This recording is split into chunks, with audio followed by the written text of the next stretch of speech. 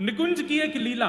ठाकुर जी नाच रहे हैं और किशोरी जी सन्मुख खड़े हैं कि नृत्य करना सिखा रही हैं। धीमे धीमे किशोरी जी देखती जा रही हैं। बिल्कुल जैसो किशोरी जी को मुखमंडल है वैसे ही किशोरी जी को मुखमंडल बनाए, वैसे ही वस्त्र बनाए, और वही वस्त्र बनाए जैसे वस्त्र वादना धारण किए, वैसे ही वृक्षवल्लरी, वैसे ही सरोवर, वैसे ही जो झांकी वासम में किए वो सब प्रकट कर दी। और फिर जैसे ही अपना स्वरूप बनाने लगे और अपना स्वरूप पूरा बनाने के बाद जैसे ही मोर मुकुट धारण करायो रचना में, किशोरी जी बोली, अरे ये तो नव निकुंज की एक लीला है, जहां लीला में ललिता भी नहीं गई है, विशाखा भी नहीं गई है, मेरी अष्टसखी भी नहीं गई हैं, और श्याम सुंदर भी अकेले पधारे, उनके भी अष्टसखा नहीं आए।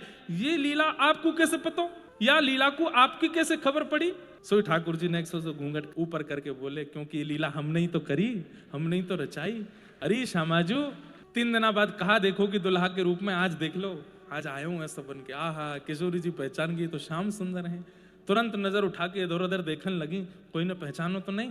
बोले पहचान जान दो, वैसे वो ब्याह तो टूटे को ना, अब तो ब्याह तो होना ही है। मेरी तो बस एक ही अभिलाषा है कि किशोरी जी के हस्त कमल में मेहंदी की रचना मेरे हाथन से हो। किशोरी जी ने रचना करवा ली, दोनों हाथन में 2 निकुंज की लीला ठाकुर जी ने प्रकट कर दी। अब किशोरी जी बोली, अब कोई पहचाने, क्योंकि रचना इतनी सुंदर करी है कि अब सबन के हाथ आगे आ रहे हैं। ललिता जी बोली मेरू लगाए दे, विशाखा बोली मेरू लगाए दे।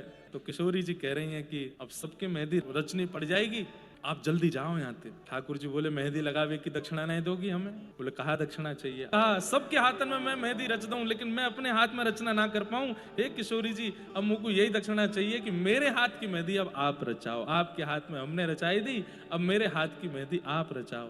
भानु और श्री कीर्ति मैया दोनों से किशोरी जी कहें कि इनकी रचना देख करके मुंह को चंग आ रही है, तो मैं इनके हाथ में रचना कर दूं। कीर्ति मैया ने की ठीक है लाली कर दे, और श्री किशोरी जी ने ठाकुर जी के हस्त कमल में मेहंदी लगाई। किशोरी जी ने रचना करवा ली, और वह रचना को जो देखे वो देखते ही मोहित रह जाए, वो देखते ही रह जाए।